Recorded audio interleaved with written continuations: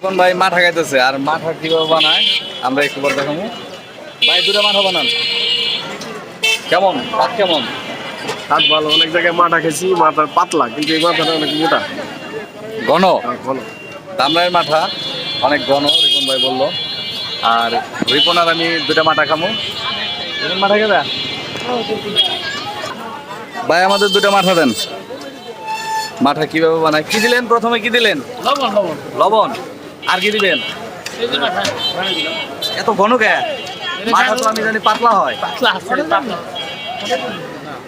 তো আজকে অনেক বছর পর মাঠা খেতেছি। দামরাইয়ের মাঠা দেখি কি অবস্থা, কেমন স্বাদ লাগে। দারুণ। তো অন্য জায়গায় যে মাঠা খেয়েছি তার সাথে এখানে একটু ভালো মনে হয়। আর মাথাটা একটু ঘন।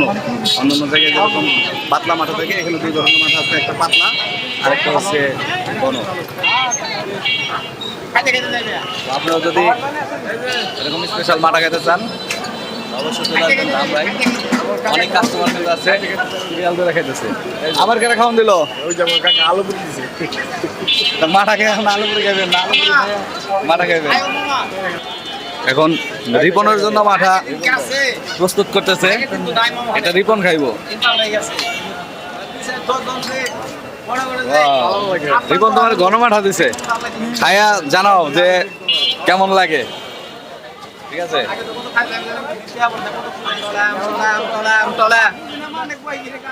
কেমন? অনেক ভালো, অনেক ভালো। এর আগে কি এরকম ঘন মাঠা খাইছো? ভাই আমতলা একটু পরে কন। এরকম ঘন মাঠা আগে পরে খাও নাই তো? বেশিরভাগই পাতলা মাঠা হয়। তো এই মাঠাটা তোমার কাছে কেমন লাগলো? এই মাথাটা অনেক ভালো লাগছে, মাথাটা ঘন ভালো। আসবে অন্যরা খাইতে আসবে? ঠিকানা বলো।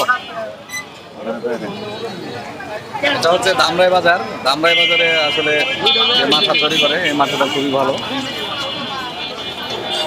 এর আগে আমরা আসছিলাম তো তখন আরো পাতলা মাথা খাইছিলাম।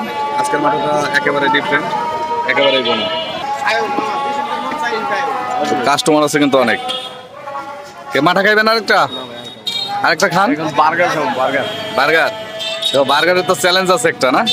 এরপরে বার্গারের চ্যালেঞ্জটা আমরা পূরণ করবো যে আসলে কে বেশি খায় কে কম খায়। যে কম খাবে সে বিল দিব, বেশি খাবে বিল দিব না। আজকে বিল সব বসের, সব বিল বসের। সব বিল বসের। আমারও ফাঁসাই দিছে, সব বিল আমার। ঠিক আছে। মাঠের দোকানে কিন্তু কাস্টমার ভালো হয় না। দৈনিক 10,000 টাকা বিক্রি হয় না কাকা? 10,000 টাকা বিক্রি হয় না? 10,000 টাকার মাঠা চলে ভাই। আপনি স্বর্ণের ব্যবসা ছাড়েন, মাঠার ব্যবসা শুরু করেন। সাইরের জন্য যে অবস্থা, স্বর্ণের দাম। স্বর্ণের ব্যবসা চাইরা মাঠার ব্যবসা শুরু করি।